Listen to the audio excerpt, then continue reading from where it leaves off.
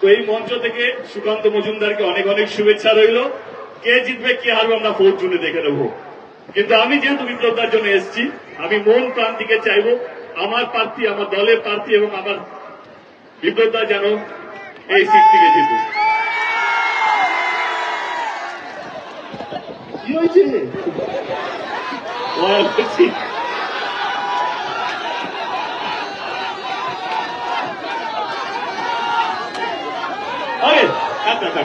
আরে গলা বসে যাবে।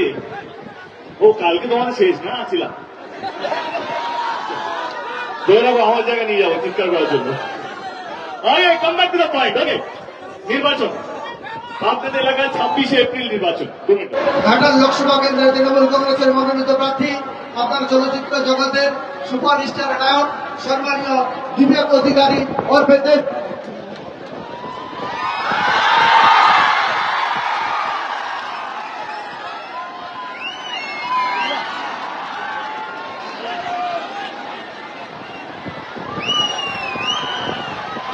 নমস্কার, কেমন আছেন আগে বলুন? কেমন?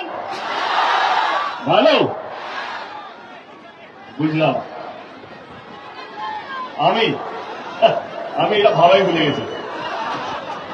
যতদিন না নির্বাচনের রেজাল্ট আসছে ততদিন আমি কেমন আছি এই প্রশ্নটা আমি নিজেকে ভুলেও জিজ্ঞেস করি না। কারণ আমাকে ভালো থাকতে হবে আমার দলের জন্য, আমার দলের সবকটা প্রার্থীর জন্য এবং আমার নিজের জন্য। তো আমাকে যতই কিছু হোক না কেন, যতই গরমের মধ্যে ঘুরতে হোক না কেন, যেখানে যেখানে যেতে হোক না কেন, কিন্তু আমি কি করে ভালো থাকি জানেন? আমরা জানতে চান আমি কি করে ভালো থাকি?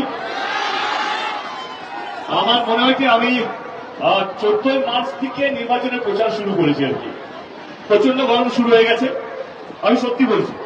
অনেকে মিডিয়া জিজ্ঞেস করে আপনি কি খান, আপনি লাঞ্চ কি করেন, আপনি গ্লুকন্ডি খান কিনা, আপনি ওআরএস খান কিনা, এই গরমে কিভাবে নিজেকে ঠিক রাখেন, কিভাবে নিজেকে এত ঠান্ডা রাখেন।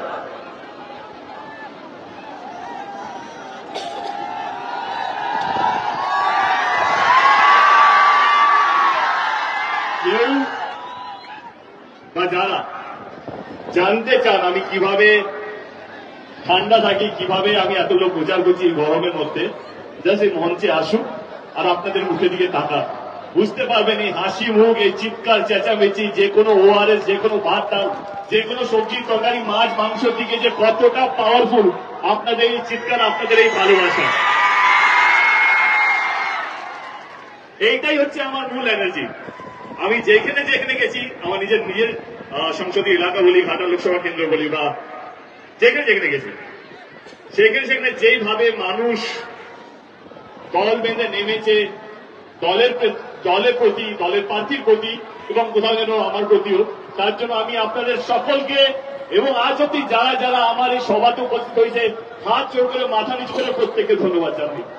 কারণ এই গরম সত্যি সহ্য করা যায় না। আমাদের কারণ আছে, কারণ আমরা দলের হয়ে জেতাতে চাইছি দলকে, সেজন্য আমাদেরকে ঘুরতে হয়, কিন্তু আপনাদের কোনো কারণ নেই। সত্যি বলছি, আপনারা শুধু ভালোবাসার জন্য আসেন। কি গরম, কি ঠান্ডা, কি বৃষ্টি, কি মেঘ, সেগুলো ভুলে গিয়েও আপনারা যে আসেন, এটার জন্য দলের প্রতি, দলের পক্ষ থেকে, আমার প্রার্থীর পক্ষ থেকে, আমার এখানকার যারা নেতা নেত্রী আছে তাদের পক্ষ থেকে আপনাদেরকে আরেকবার ধন্যবাদ জানাই। অসংখ্য অসংখ্য ধন্যবাদ। এটা মন থেকে বলছি, এটা সাজানো গোছানো নয়। চলে আসি, একটু সৌজন্য করিনি, কারণ আমি চাই একটু তাকে নিয়ে পরে বলবো, কারণ আমার অনেকগুলো বন্ধু বান্ধব আছে যারা বিজেপিতেও আছে। তাদের মধ্যে একটা অন্যতম নাম হচ্ছে সুকান্ত দা, আমার অত্যন্ত প্রিয় মানুষ। সুকান্ত দাকে শুভেচ্ছা। কে রাজনীতির ময়দানে যায়, যেই জিতুক না কেন, আমার মনে হয় যে মানুষ যাকে ভালোবাসবে, মানুষ যাকে বিশ্বাস করে, তারই যেন জয় হয়। আপনাদের এখানে 26শে এপ্রিল নির্বাচন। আমি বিশ্বাস করো, আমি কোথাও জোর করে বলবো না, কোথাও বলিনি যে আপনারা জোর করে আমার পার্টিকে ভোটটা দেবেন। কিন্তু হ্যাঁ, যাকেই দিন না কেন, সে আমার দল, এর দল, ওর দল, যাকেই দিন না কেন, একটু ভাববেন সেই দল, সেই দলের প্রার্থী, সেই দলের কর্মীরা আপনাদের জন্য কাজ করেছে কিনা। যখনই এটা ভাববেন তখনই পরিষ্কার হয়ে যাবে ভোট দেওয়ার 1 ঘন্টা আগে যে আপনারা কাকে ভোটটা দিতে চলেছেন। আমি তৃণমূল কংগ্রেসের একজন কর্মী, আমি আমার দলের কিছু কথা আপনাদের সামনে রাখবো। আমি আজ অব্দি বিরোধী দলকে অসম্মান করিনি, কোনো প্রার্থীর বিষয়ে বলিনি। আমার মনে হয় না এগুলো বলে ভোট পাওয়া যায়। আমার বিশ্বাসকে তোমার দল এবং তোমার দলে যে প্রার্থীটা আছে তারা যদি কাজ করে থাকে তাহলে অন্য কোনো দলকে ছোট করতে লাগে না। তোমরা নিজেদের কাজ দিয়ে যে কোনো মঞ্চ জিতে যেতে পারো, যে কোনো নির্বাচন জিতে যেতে পারো, শুধু নিজের কাজের মাধ্যমে। আজকে আমরা কাকে বিশ্বাস করবেন? ভোটটা এখানে যে জুমলা দিয়ে চলে যায়, না যে নির্বাচন আগে কথা দেয়, নির্বাচন যেতে এবং সেই কথাগুলো রাখে আপনাদেরকে বাঁচিয়ে রাখার জন্য, আপনাদেরকে ভালো রাখার জন্য এবং আপনাদেরকে শান্তিতে রাখার জন্য। বন্ধুরা, এই তীব্র গরমের মধ্যে যারা যারা আমার এই ভিডিওটা দেখছেন প্রত্যেককে জানায় আন্তরিক শুভেচ্ছা।